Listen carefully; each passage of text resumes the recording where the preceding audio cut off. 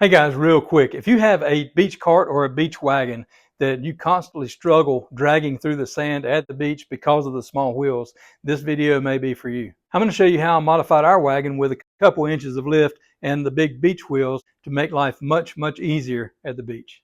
Check it out. Now, the first thing you need to know is I purchased these wheels off Amazon, and I literally picked the least expensive beach wheels I could find that would actually do the job that I needed. These particular wheels come in sets of two. I bought two sets of two, totaling around $140, I believe. I believe they were just under $70 a pair. We've had these wheels on this cart for at least 5 years. Now, when you receive these wheels, they come just like this in the package. They are square. You just have to put some air in them, and they will start taking shape. Even when you put air in them, they still look a little deformed, but that's okay. After a little time in the sun, they do look more like a wheel should look. Okay, here's the carrier wagon. I want to go ahead and show you the modifications that I had to make these bigger wheels work. Okay, I have it flipped over. First thing you have to do to make these wheels fit, I took a piece of 1-inch square tubing recommended by the guy who sold it to me or sent it to me. 1-inch square tubing, basically give it a 1-inch lift kit. It's a piece here, there, and there. This is the back. Then on the front, there's only two, one here and one there. So I did that, and I still had to grind. See this bolt here? This was just like that. I had to grind it down, cut it off right at the nut, and it still rubbed the tires. It worked. This thing's worked for several years now, but I decided I was tired of it rubbing. I came back with another piece, so it now has a 2-inch lift kit. It's just 1-inch square tubing. I bought some longer bolts to fit, and it works great. Okay, now what I had to do to make the axles work. Now, these axles actually end about right here, and they were the right size, obviously, for the tire that came on it. I had to make them longer, and I would suggest is just measure the axle that you want, or the tire that you want, and put a piece of PVC on it to fit. You're gonna have to make this thing custom to you because of all these wheels and tires are so different.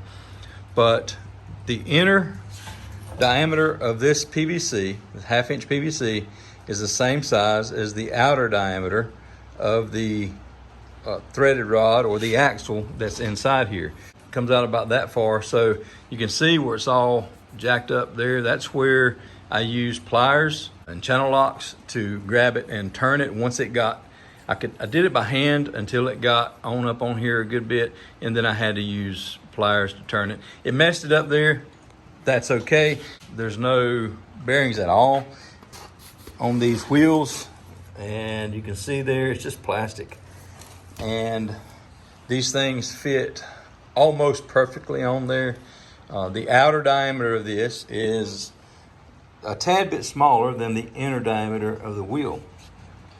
So the reason I've got this on here, the front part of this, it has this little lip, and I put a big washer there, and then I put this pin here through the PVC to hold that washer, and the wheel goes there.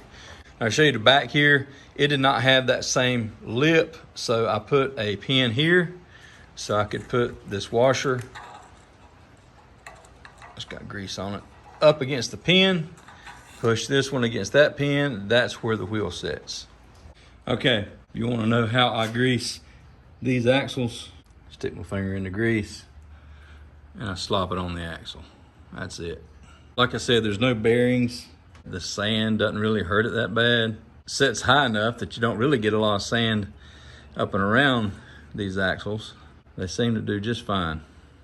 After installing the lift, the axles, and then the wheels, you can see now there's plenty of room between the cart and the wheels, so I don't have to worry about those scrubbing anymore, and this thing's going to roll very nicely through the sand.